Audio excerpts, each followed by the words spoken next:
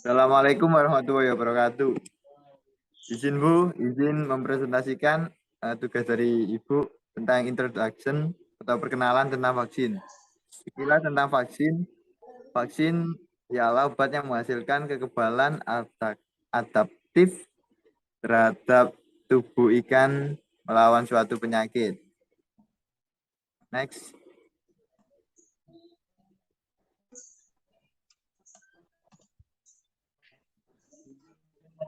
Kami beranggotakan 1. Anissa Ahlakul Karimah, 2. Dian Kartika Wulandari, 3. Jericho, 4. Muhammad Mizanur Robi Aladin. Pencegahan penyakit dengan vaksinasi bertujuan untuk menjaga ekonomi lingkungan agar lingkungan terbebas dari patogen sehingga tidak timbul penyakit. Selanjutnya etika untuk metode yang paling tepat pada pengendalian patogen saat ini ialah metode industri aquaculture. Next.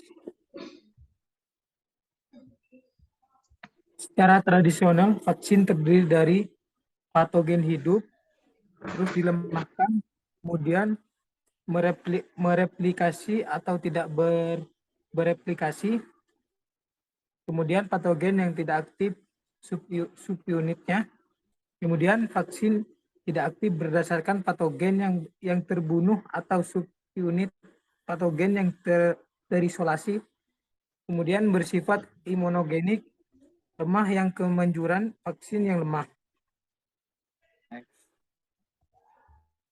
Nah, dalam vaksin yang harus diperhatikan saat melakukan uji coba vaksinasi perendaman, yang pertama dosis vaksin atau antigen, kemudian durasi perendamannya, dan pengambilan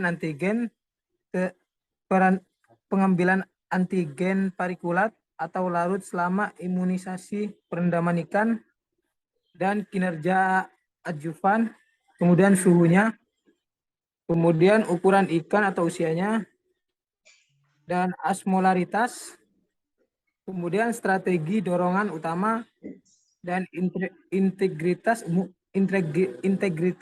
mukosa, kemudian vaksin replikasi vs non replikasi, dan bagaimana tentang patogen eksperimental dilakukan, misalnya virulensi menentang patogen, tekanan atau beban patogen tinggi atau rendah.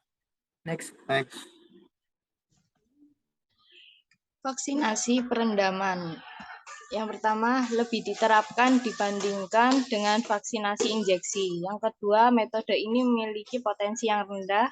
Yang ketiga, pengambilan antigen yang tidak efisien melintasi membran mukosa. Yang keempat, melibatkan perendaman ikan dalam air yang mengandung antigen vaksin. Yang kelima, vaksinasi celup berlangsung cepat. Karena ikan direndam dalam air yang mengandung antigen vaksin dengan dosis yang relatif tinggi selama 1 atau beberapa menit, atau jika divaksinasi dengan bak mandi. Selanjutnya, ikan menerima persiapan antigen vaksin yang lebih encer untuk waktu yang lebih lama. Ikan dapat divaksin ulang dengan cara dicelupkan atau dimandikan untuk meningkatkan perlindungan.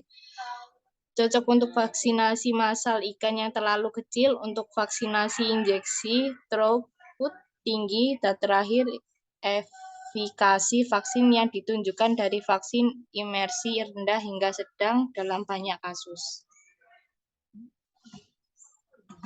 Yang selanjutnya adalah perbedaan vaksinasi perendaman dengan vaksinasi oral. Untuk vaksinasi perendaman sendiri, itu patogen yang tidak aktif, panas atau formalin plus atau minus produk ekstraseluler digunakan untuk vaksinasi perendaman. Kemudian beberapa jaringan dan sel termasuk usus dapat mengambil dan memproses antigen. Untuk vaksinasi oral sendiri, yaitu antigen yang dienkapsulasi pakan, penyerapan awal dan pemrosesan antigen terjadi secara eksklusif di usus, sehingga mengakibatkan degradasi antigen karena pH atau lambung dan kerusakan enzimatik pada usus. Demikian presentasi dari kami mengenai introduction atau perkenalan. Apabila ada kurang lebihnya, mohon maaf. Wassalamualaikum warahmatullahi wabarakatuh.